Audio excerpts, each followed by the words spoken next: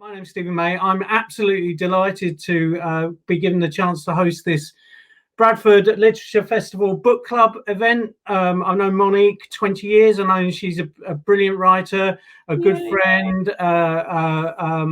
You know, has a lot of interesting things to say about writing. You're in for an absolute treat. So, just to give a bit more of an introduction, I was going to. Monique's written 6 novels. And as well as a highly regarded memoir. Started off with Sundog, which was a groundbreaking debut, followed by The White Woman on the Green Bicycle, shortlisted for the Women's Prize for Fiction, as well as the Encore Novel Prize.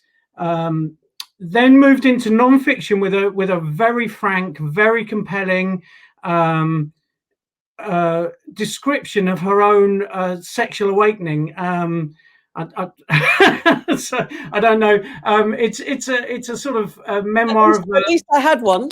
At least better late than never. It's a sort of a.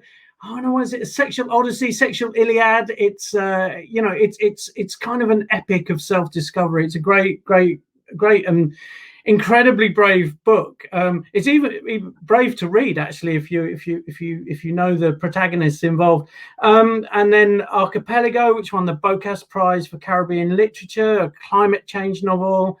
House of Ashes, which followed the 1990 Trinidad coup. The Tryst, which you know, again another splendidly sexual novel. That takes on the subject of celibacy within marriage, which is one of the last taboos, perhaps. All the way to The Mermaid of Black Conch, which won this year's COSTA Novel Award, followed by the overall COSTA Prize. And this is over 20 years, 20 years of being published by big publishers, smaller publishers. Winning major accolades, then apparently ridiculously being ignored, and then winning more accolades and forcing your way back onto the stage. So just before Monique's going to read, then I'm going to ask some questions, and then you lot are going to be able to ask some questions. But I thought these are a list of words which I culled from what people had said about Monique's writing. And I think they stand in for a list of words about Monique. Really, they could be. So warmth, exuberance, wisdom, vigorous, grimly absorbing, raw, visceral, sly, feral, witty, offbeat, erotic, unsettling, arousing, breaking entirely new ground. Okay, so that's a list of things that people have said about Monique and her work. So Monique, you're going to read a little bit. Then I'm going to ask some questions to everybody else. If you've got questions, you know, fire them into the chat, and I'll try and get through as many as possible. Okay, Monique, off you go. Okay, I just love being. I love it when people introduce me. It's all very exciting, and especially when I know the person very well. Thank you, Steve. So my book is about a woman who's cursed. I know you've all read it. Some of you read it, and then captured. So being cursed and being captured was sort of the same, both on the wrong side of good. And so I'm just going to read from the early stages of the book, page 22, when these Americans have turned up for this fishing competition, and they've hooked something. They don't know what they've hooked, and they've been hanging on to this line for a while, and eventually whatever they've caught, which they think is a very big fish, and they're really excited about it, suddenly breaks through the water, and they get to see what they've actually caught. Watch it, Hank, the father said. It'll come up any minute. Hank Clayson could feel it too, that the fish was about to jump. Nysa began to back the boat up. The thing's going to come up, shouted the father. Son of a goddamn bitch, it's coming up. Keep your rod up. The flat, dark sea broke open, and the mermaid rose up and out of the water, her hair flying like a nest of cables, her arms flung backwards in the jump, her body glistening with scales and her tail flailing, huge and muscular like that of a creature from the deepest part of the ocean. She beat up and out, arcing through the air, so she flipped on her back. The men saw her head, her breasts, her belly, the pubic bone of a woman where it met the tail of a glistening fish.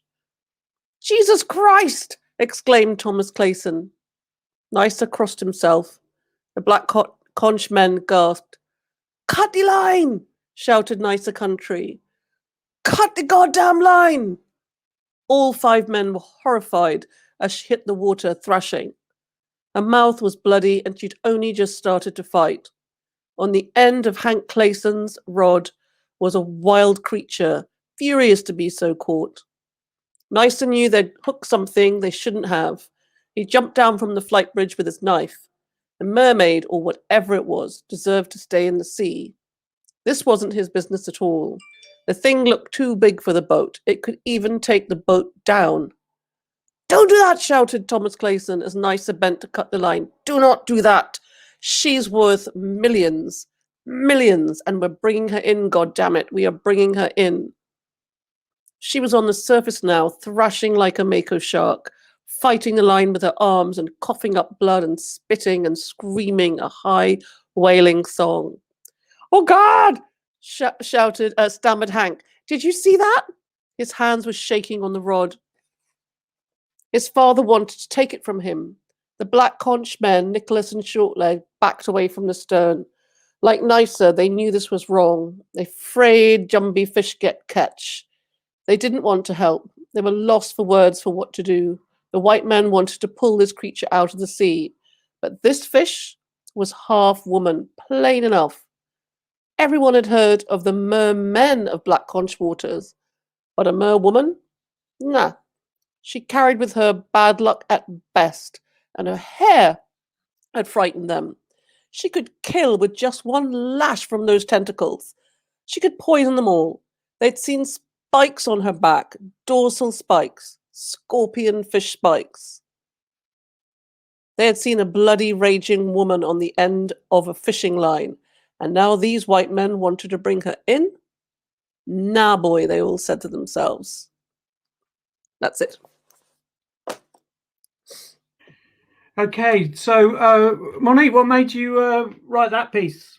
Well, not write that piece. What made you choose to read? Yeah.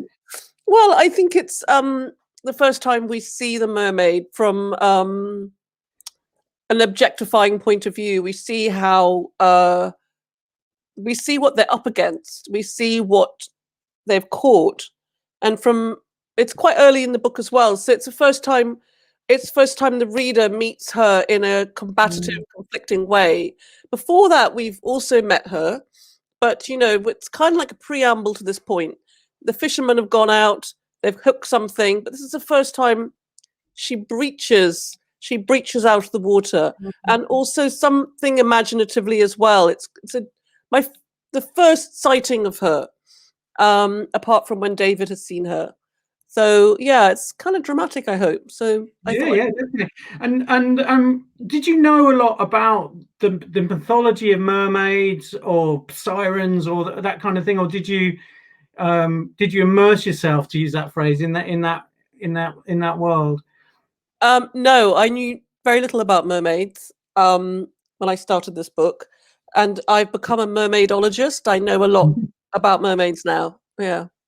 I could talk about mermaids for a long time if you want me to. We've been dreaming up mermaids. Humanity's been dreaming up mermaids for thousands of years, and what's amazing is how similar they all are, and how they kind of a fusion of the feminine principle, water, with the goddess. So many oceans, many rivers have a female water sprite story, and a female water goddess, or a maiden, or a mermaid, and with that comes poetry, art, folklore. It's a phenomenon. Mermaids are everywhere.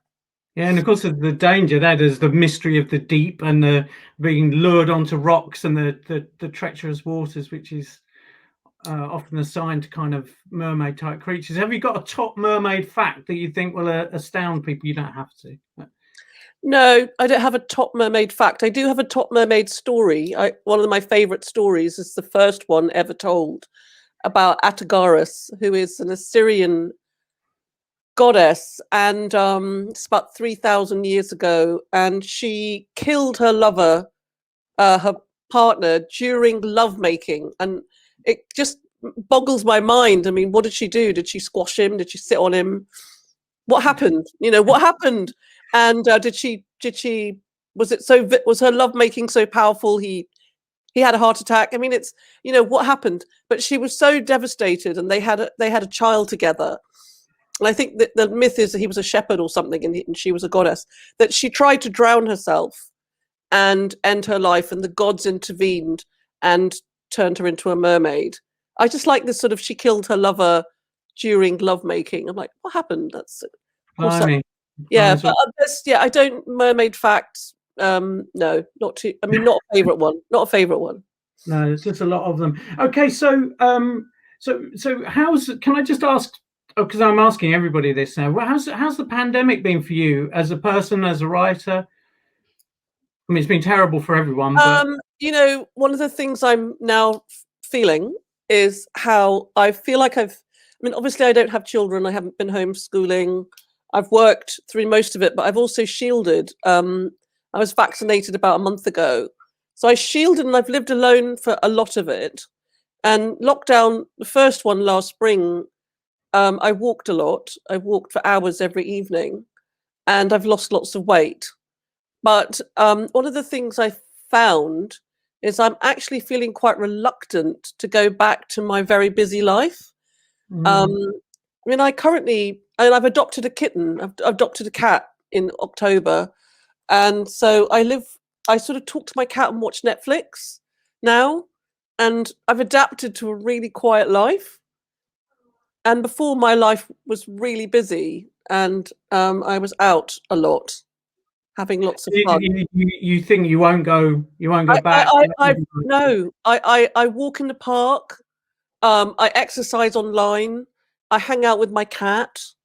I eat 21 meals a week at home because there's nowhere to go. So I've cooked myself 3 meals a day, which I never would do.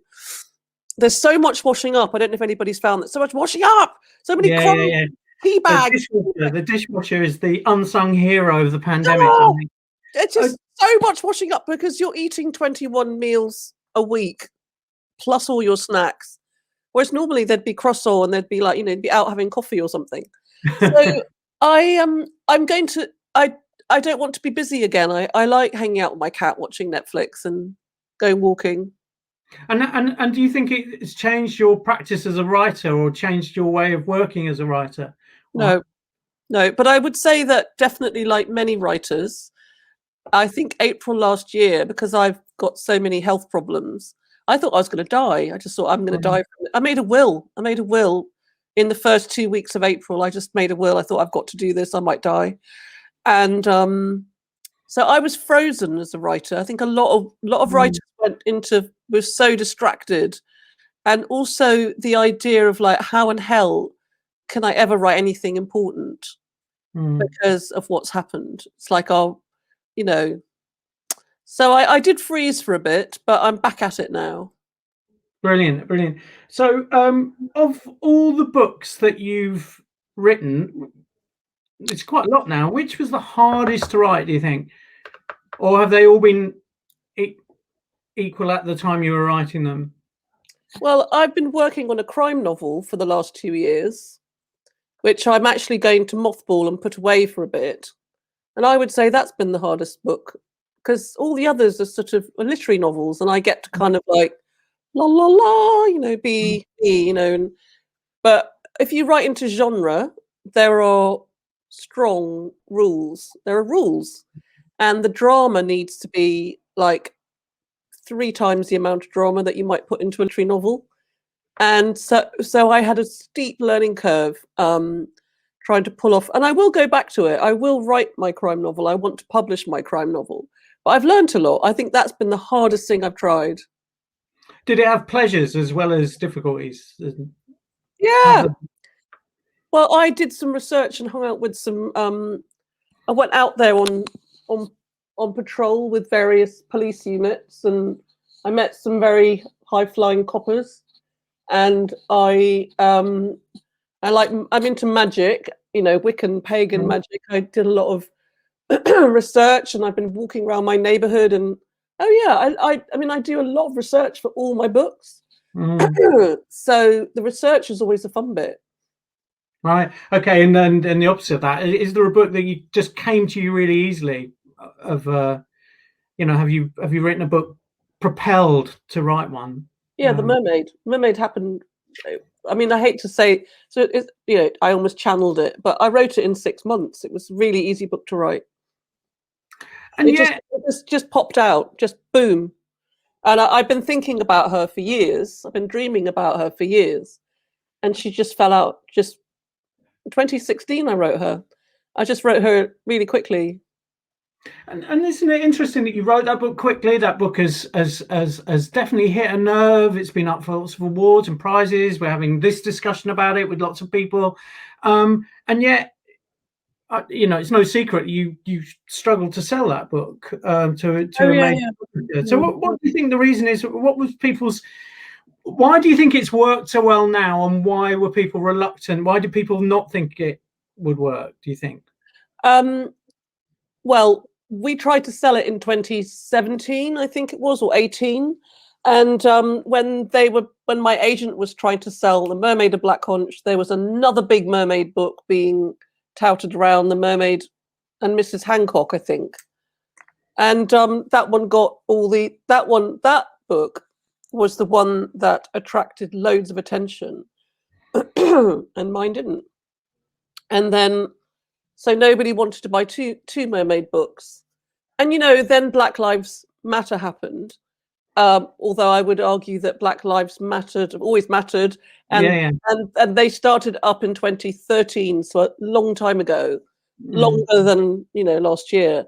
But I think, you could say, quite frankly, that people wanted to buy the White Mermaid, not the Black Mermaid. So that's there too in the mix.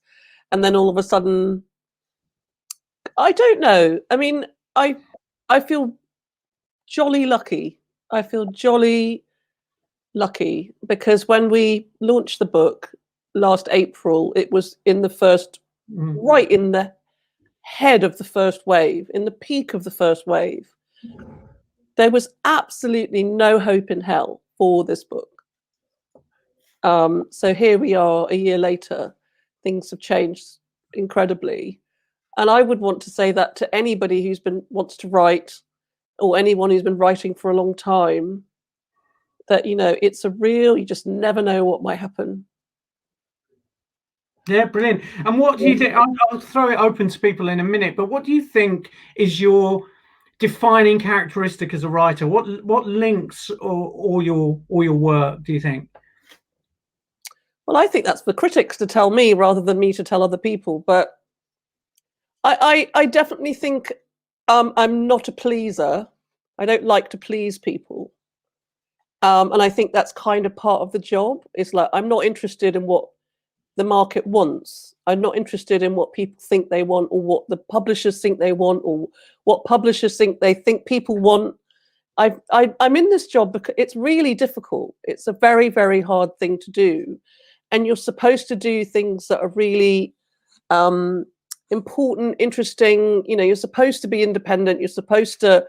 There's an element of anarchy. There's an element of like I'm off on my own doing this. It's supposed to be hard, and otherwise I would be writing. I mean, genre fiction is so tried and tested. We know what people like. It's easier in a way to write a genre novel. But if your thing is to write literary fiction, which is my thing, then you may as well do whatever you really, really, really want to do, which is what I've done. And I just have no interest in working out what people want. Yeah. Sorry. Yeah. So I think if there's anything, it's always what I want to do. It's all been what I want to do. So a lot of Caribbean things, a lot of things about sex and sexuality, and things that are on the edge. I'm not, I'm a kind of, binational, outsider on the edge, Yeah, I know. Yeah. A couple of people are referred to in the chat, which I can see, which is to the outsiderness of the mermaid character. Yeah. So I was just thinking when you were talking that Pat Barker, I think she was 40 when her book got first novel got published, but before that she'd had a lot of books turned down, and then she decided that she was going to write. She was thinking, if I knew that the next book I wrote would definitely get turned down, what would that book be? If I wrote completely only something that I would like, and then I'll write that book. And of course, that was the first novel that got published, and then she was away. So I think there's a lot in what you say, is that things resonate most to most people when you're writing very personally what you want to write. I'm going to take a couple of questions here. There's lots of people saying how much they loved it. Did you, Melanie Brown, who I don't know if that's the Melanie we know, but so did you research the Caribbean words language, or is this what you have heard spoken? No research. I'm a bit bi-dialectic, so I speak standard English when I'm in this country, but I've got the Creole language sort of on my tongue, in my mouth, in my head, around me since very young. So the lexicon and the Creole structure, sentence structure, everything is something that I kind of work with because I know it well enough to work with it. Yeah, brilliant. So, and a related question from Anne-Marie O'Connor here. So, did you have any reservations about writing from the point of view of an Afro-Caribbean? No. And also from a male Afro-Caribbean, not really, no, because again, they're my characters. I'm not putting my words into like somebody else's mouth who's real. They're all fictional characters. I get to make them up. No. There's lots of writers now have sensitivity about writing for characters that aren't their sex or their gender, or they're not. They're nervous about writing characters that are different races, whatever. Where do you have feelings about that? Do you have things to say about that? I think go where you wish to go, but do a really good job. Do a really good job. If you don't know what you're writing about, do tons and tons of research. And I've heard both sides. I respect any people's opinions. I respect people who say don't write on my behalf. I respect that, and I also respect others who are saying, go forward, but do a good job. And I think that's where I stand as well. Otherwise, we're limiting ourselves as writers, and we're policing each other. We're policing each other around creativity. And also, you see people who, I mean, I teach as well at MA level. And I always ask students, what are you writing and why are you writing this? If you spent a year in Africa on your gap year, sure, you had a great year, but and what are you doing? Why do you really want to write this? Integrity towards the story, integrity towards your connection to the story is key as well. Yeah, and I think write what you know is sort of important and good advice, but it's only half the job, isn't it? Really, write what you don't know is also important. The imagination is really important. Really important. Yeah. Okay, so Anne-Marie's got another question here. I love David Baptiste. You were born in Trinidad. Is he based on any people you knew in your life there?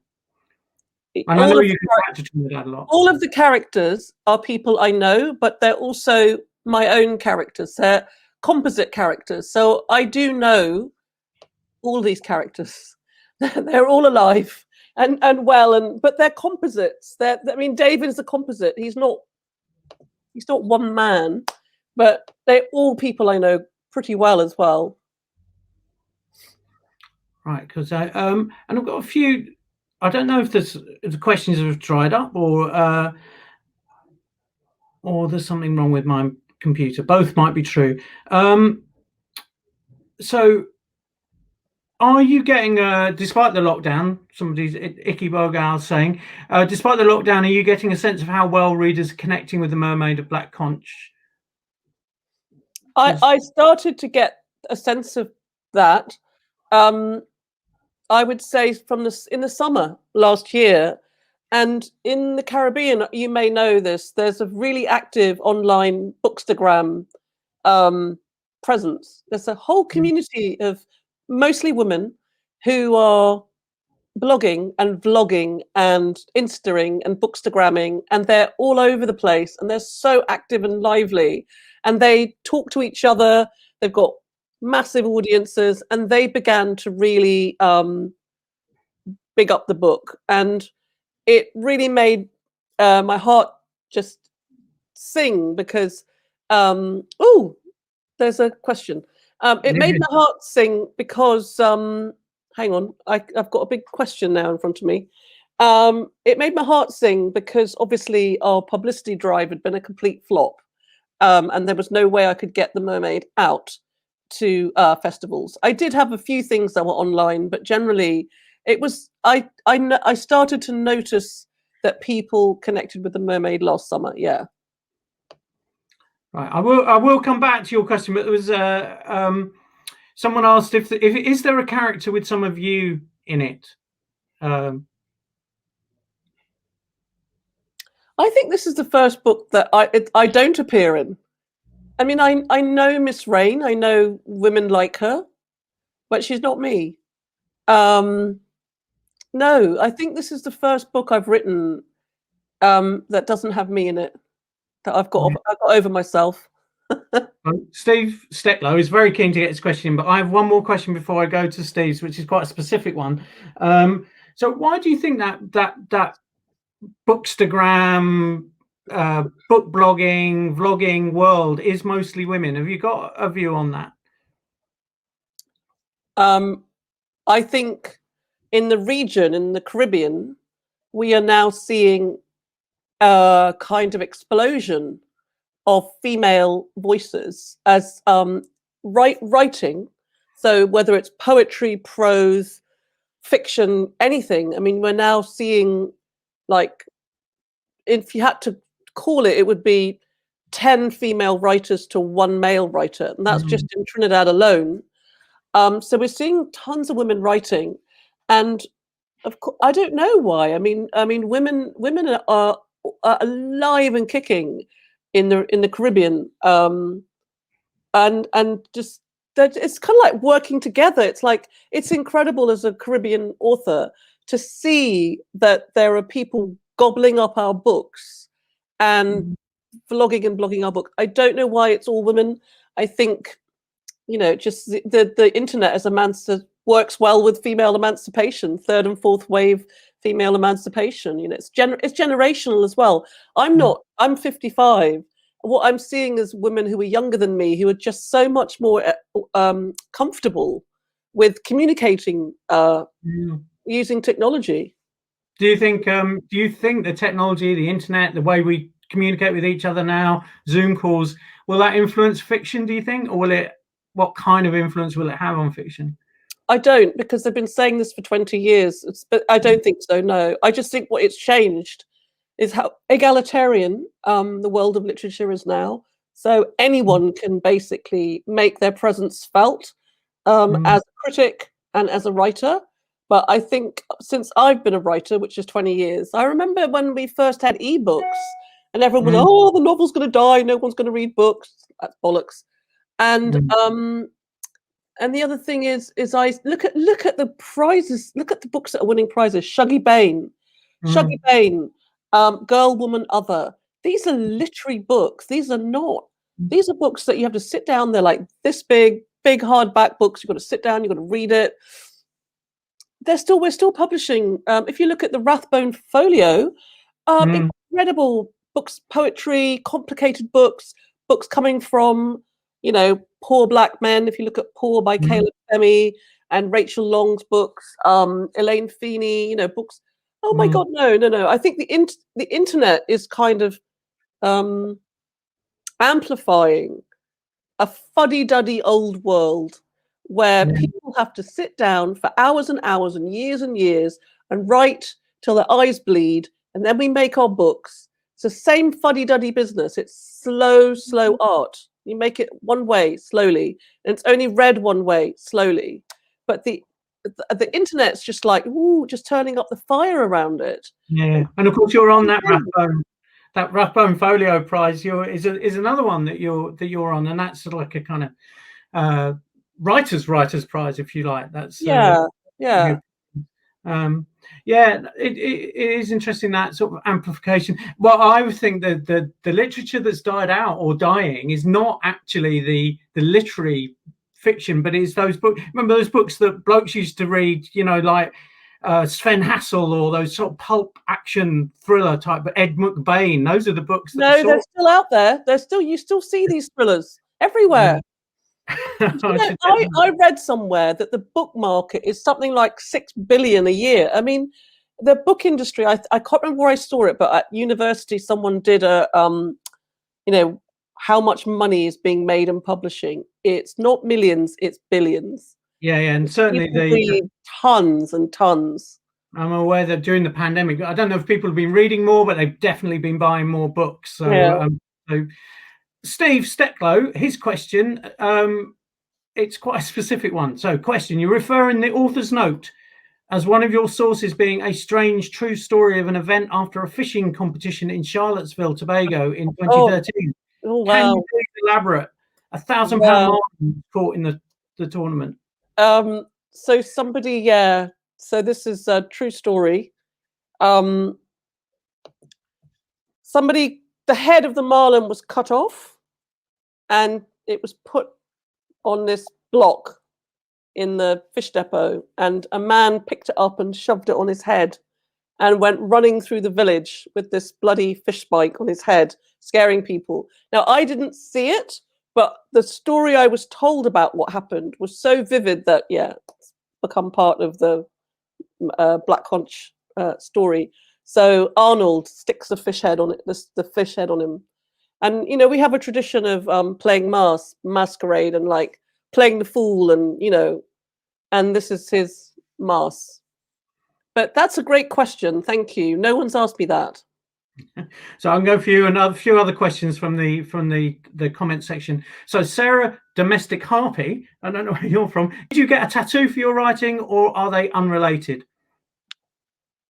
Oh, there must have been. I am going to get a mermaid tattoo, but I haven't had it yet. No, I have a few tattoos, and there will be a mermaid one once my tattooist has sent me. I think I might have posted a mermaid tattoo. She did something for me. She did something and I didn't like it, and lots of people were like, "No, it's too pretty." So I am going to get a mermaid tattoo at some point. Was the COSTA Prize a big surprise? Absolutely, yeah, completely, yeah. Well, good. It's vindication. No one's more surprised than me. I mean, obviously, in the best possible way. I wish it on any other writer I know. It is really, really something very, very marvelous. Yeah, I was very surprised. Someone else is asking, Ingrid's asking you, you mentioned Derek Walcott in A Green Knight. Did he have an influence on you, or is it a casual reference? That's a complicated. I mean, I've mentioned him before in other books as well. I think I put, I think I must have put something in another book. He's so part of Caribbean literary life. And then I thought about contextualizing. That would have been around the time that he would have published his first collection. So the book is full of art, and life is an artist, and Reggie is a poet, and Miss Rain reads, and there's lots of music in the book. And my life in Trinidad is full of art, and I think one of the things that people don't know about the region is how full of highly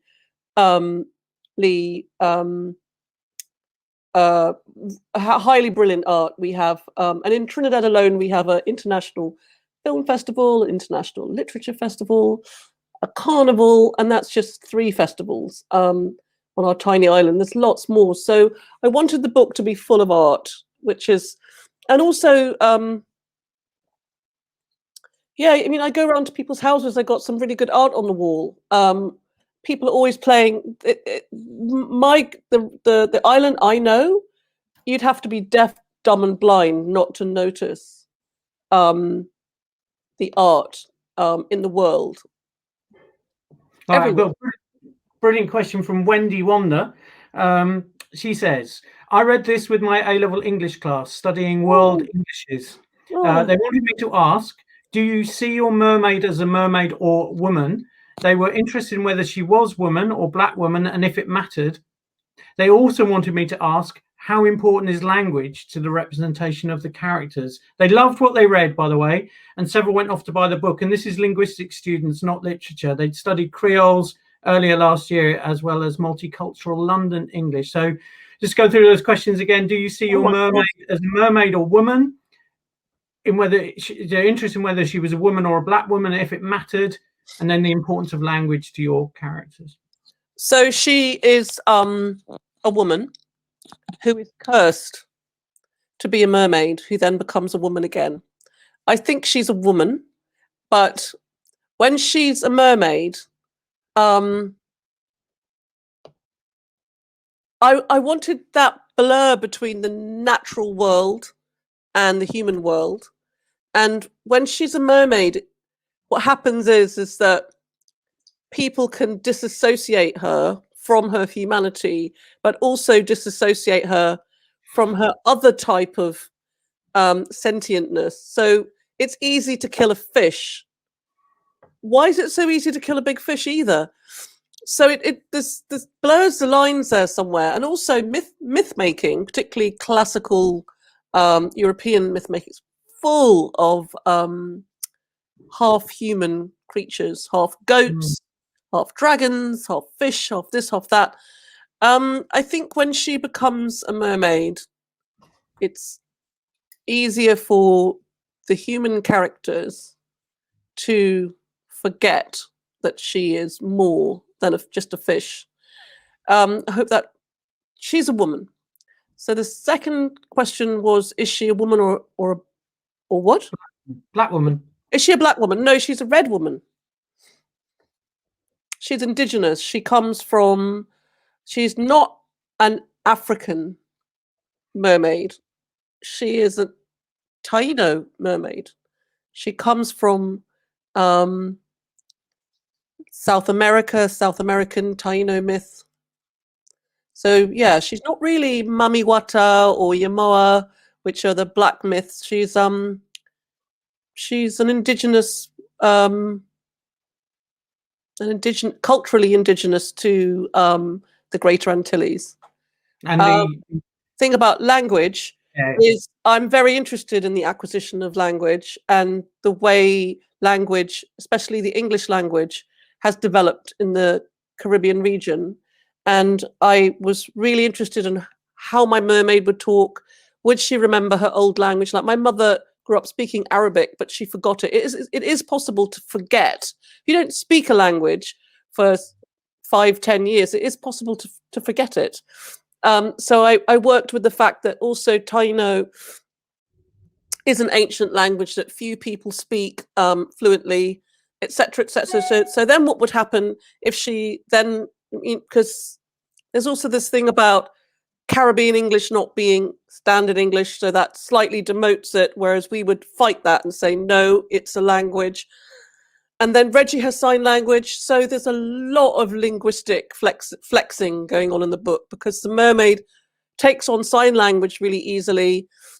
And she starts to try and take in, she's reading standard English, but she's speaking our Creole. It's very complicated. But I hope it's not too complicated and people are getting it as they read. Oh, no, it really draws you in. So Ian Tothill wants to know how much time you spend in Trinidad. Well, I haven't been back for a year now, but I normally spend a lot of time there. I go backwards and forwards once or twice a year, but that's been, I mean, all my life I've been going backwards and forwards, sometimes 3 or 4 times a year. Sometimes I spend half the year. My family live there. It's my home, really. So, like, I may not go back till Christmas. That would be 2 years, and that would be a very long time. But yeah. And a question that's come in by email. So, is the story based on real myth or come purely from your imagination? The story of old legend. It's a real story. Old legend. And Wendy's followed up her question by, I guess she says, they mean, is she a white mermaid or a person of color mermaid? And she's not a white mermaid. She's not a white mermaid. She's a red stroke black indigenous mermaid. Yeah. And that's interesting as well. Puts her outside the kind of binaries that we tend to carry around with us. What's next? You're calling that. So what's the next? I'm not telling you. Not telling anyone. I can't talk about it. So are you working on it at the moment, or are you? Yeah, I've just started researching something. Yeah, but I also would just want to say to anybody who wants to write a book, never tell anyone about what you're writing, because it kind of fritters away the magic of what you're trying to work on. I really believe say nothing until you're towards the end of a first draft, and then say a little bit, but be very careful, because again, it's like a curse. Be very careful if you ever curse anyone, because you never know how long that's going to stick. Never curse anyone. I'm very superstitious about these things, because don't get me started about your reticular activating system, your RAS, which is what helps you focus. And it's how magic works. Don't even get me started. Aleister Crowley said that magic is the art and science of changing things according to your will. And the same thing about writing a novel. It's an art of changing things. It's like an act of focus. And it's magic. It's your intention. If you focus something, you can make it happen. It's magic. But if you start talking about what you're doing, you fritter it all away. Fritter all that away. It's less likely to happen. Angela Varley saying ideas are like smoke, and they can disappear if you say too much. You kind of blow them away. Be very careful. Yeah.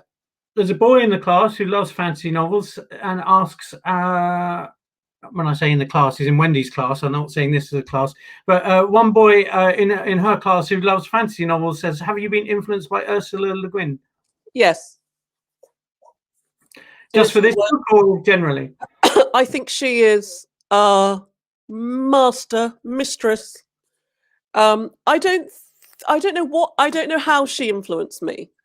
Perhaps if I look at a book like Left Hand of Darkness and the composition of that book, which is many different things, stories, lore, different points of view.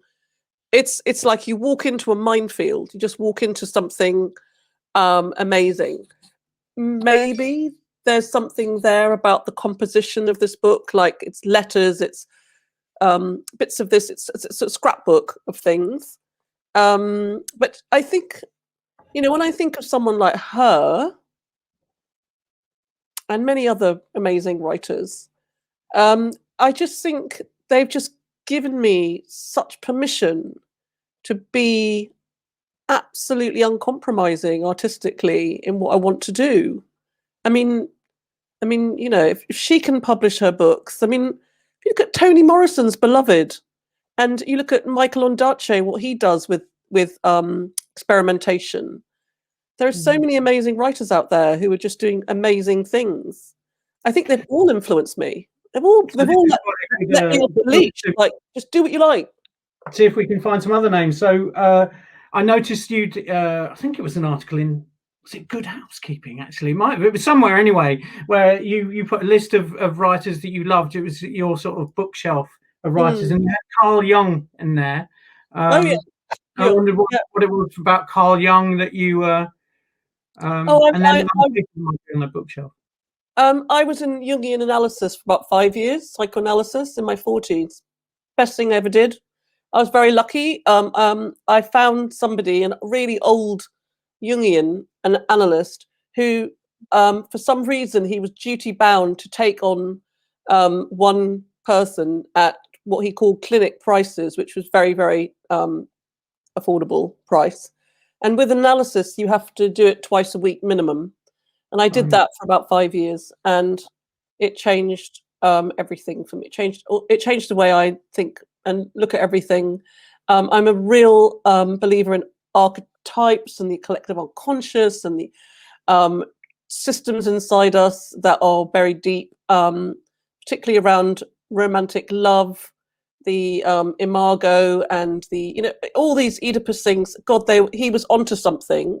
Freud and Jung, but Jung was more of a mystic.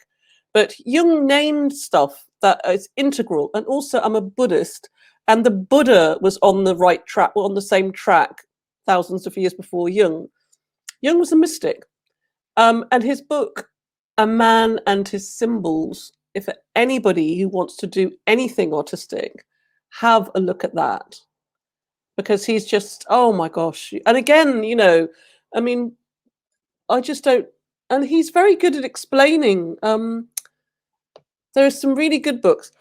I think it's James Hillman does some books. It's called He, She, and We, and talks about the big old myths that underpin Western masculinity and Western femininity.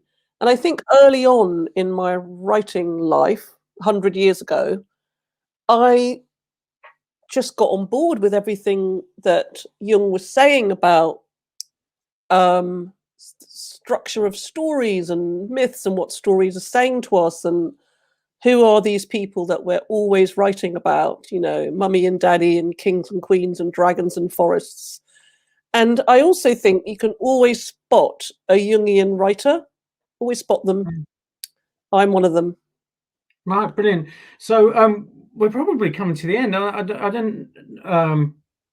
It occurs to me I don't really know how we're meant to wrap this up. But the first one of these I've done in a long time. And the first one in a forum like this. But there's one more question here, which I think is quite interesting. Might be quite a good one to have as a last one. So this question came from Twitter actually. So the Black Conch and St Constance are painted so richly. In the story, it feels like there might be more stories to tell from this island. Might you revisit Black Conch or these characters? No. And is that because you never go back? I mean, I've written another book called House of Ashes. That was, again, it's always Trinidad and Tobago. And I made up a name, made a fictitious island. And I think the next book is also set on a fictitious Caribbean island, but they always, the backdrop is often similar, but different people, different stories, whole different set of stuff. I think Black Conch is done. I think this book is just done, just there. Brilliant. Okay, so we're coming up to 7:30. We were meant to finish at 7:15. So I can't remember if Monique, you can remember on the instructions how we were meant to. I don't know. She was going to. You're an ex-Arvon Centre director. What would you do? What do we do? But I can't quite remember if there's a particular Zoom or this is StreamYard etiquette. Anyway, I would like to say, Monique, you've been so illuminating. That has been so interesting. We've covered a lot of ground. It's been absolutely brilliant and brilliant to hear you reading. Brilliant to catch up again. And thank you to everyone who's joined in. It was, I hope you come to more of these because I've learned a lot. I'll certainly be tuning in. And thank you to everyone that asked questions. And thank you.